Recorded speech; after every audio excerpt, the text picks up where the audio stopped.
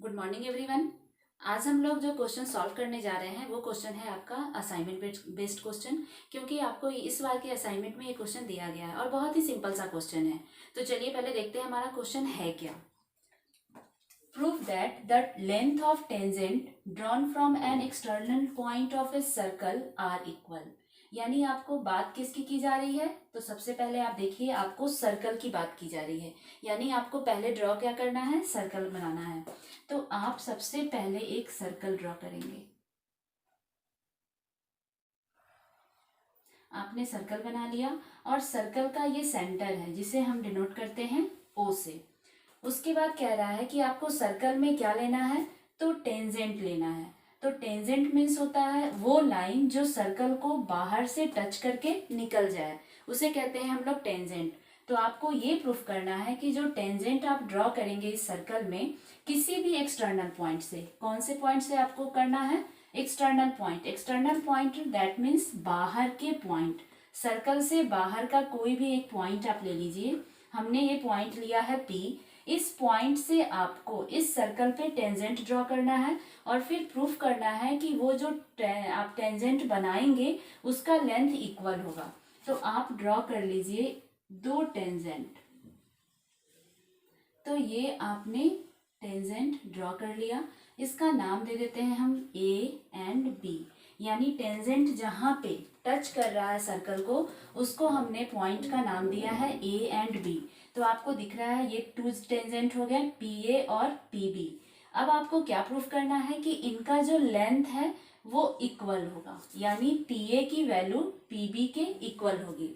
तो अब पहले हम क्या बताएं आपको कि जब भी आप थ्योरम सॉल्व करेंगे तो स्टेप का ध्यान रखेंगे। पहला स्टेप आपका जो होता है वो हमेशा गिवन होता है। तो हम फर्स्ट में लिखेंगे गिवन। तो गिवन में आपके पास क्या था, सर्कल, सिर्फ सर्कल था जिसका सेंटर O है और दो टेंजेंट हैं आपके पास। तो आपको लिखना है O is a centre of the circle and PA and PB are tangent।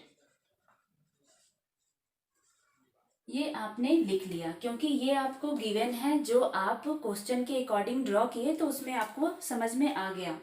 अब आप इसकी गिवन के बाद आप क्या करते हैं, तो आप लिखते हैं टू प्रूफ।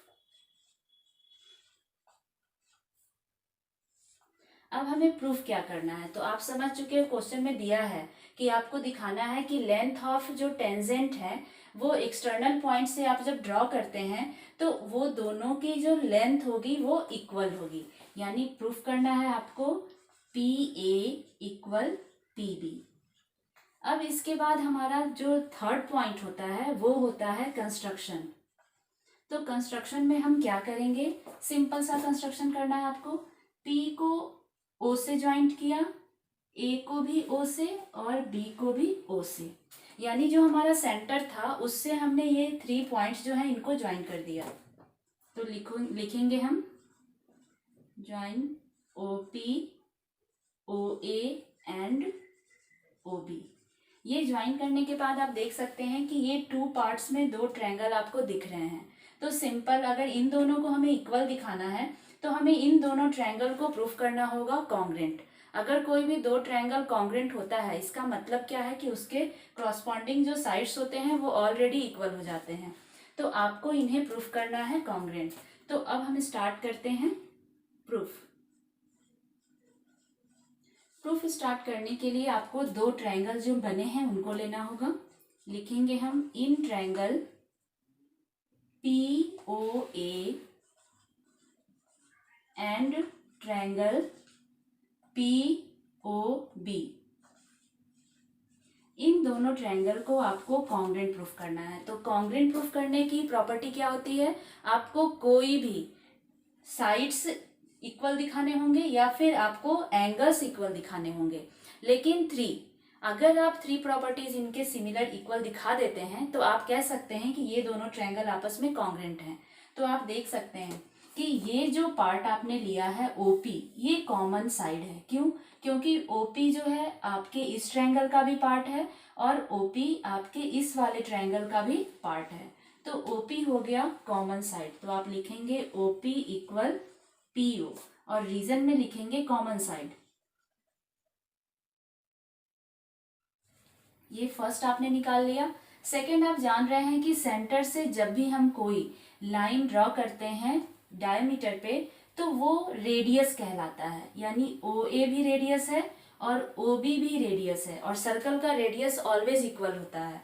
तो ये सेकंड पॉइंट भी आपको मिल गया, OA इक्वल OB। और ये क्यों इक्वल हुआ? क्योंकि रीजन में आप लिखेंगे ये रेडियस है। फिर थर्ड पॉइंट क्या है? तो ये भी एक थ्योरम है कि अगर हम कभी भी सेंटर से डायमीटर के ऊपर रेडियस ड्रॉ करते हैं तो टेंजेंट के साथ वो हमेशा 90 का एंगल फॉर्म करता है। ये भी एक थ्योरम है, यानी कि हमारा जो टेंजेंट है वो रेडियस के साथ हमेशा 90 का एंगल बनाता है। तो आपको ये एंगल भी मिल गया, यानी आप लिखेंगे OAP इक्वल एंगल OBP और रीजन में क्या लिखेंगे? Etch 90 degree. तो आप देख सकते हैं कि आपने जो ये दो ट्रायंगल लिया, इसमें आपने 2 साइड्स इक्वल दिखाएं और 1 एंगल इक्वल दिखाएं, यानी 3 प्रॉपर्टी आपने निकाल लिया इक्वल।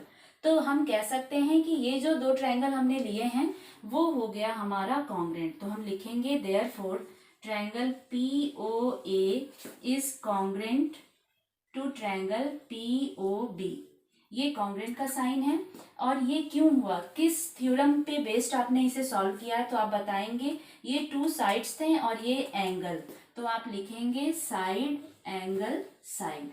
इस प्रॉपर्टी से आपने दिखाया है कि ये दोनों ट्रायंगल आपस में कॉन्ग्रुएंट हैं।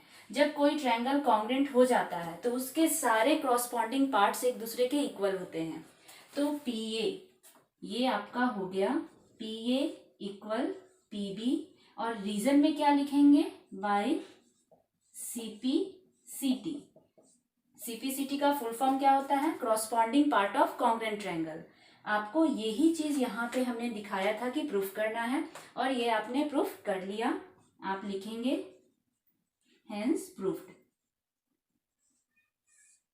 तो इस तरह से बहुत छोटे छोटे से और भी बहुत सारे थ्योरम्स हैं जिनको आप सॉल्व कर सकते हैं खुद से। अगर आपको ये वीडियो पसंद आया हो तो प्लीज़ इसे लाइक करें, चैनल को सब्सक्राइब करें और अपने फ्रेंड्स के साथ शेयर करें। और अगर कोई भी डाउट हो तो आप कमेंट सेक्शन में कमेंट कर सकते हैं। तो फिर मिलते हैं नेक्स्ट वीडियो में, तब तक के लिए बाय बाय, टेक केयर।